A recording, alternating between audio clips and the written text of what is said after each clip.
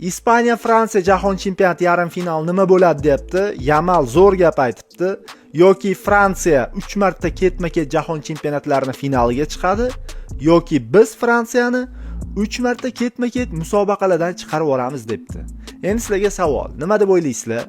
Qaysi biri bo'ladi? Fransiya ketma-ket 3-marta finalga chiqadimi yoki Ispaniya yana Fransiyani uyga jo'natib yuboradimi? 3-marta ketma-ket. Birinchisi Euro 2024 da hammani esida bo'lsa kerak, Lamine Yamalni o'zi shedevr gol urgan edi.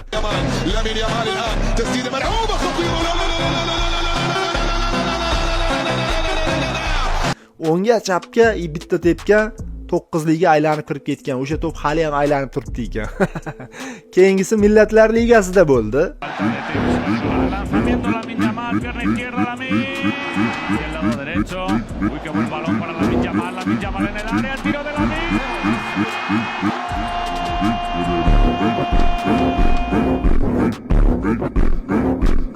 Kim esda bo'lsa va mana 3-marta endi play-off bosqichlarida o'zi umuman Lamine Yamal klublar miqyosida ham Kylian Mbappe bilan to'qnash kelganda play-offlarda hech qachon yutqizmagan ekan.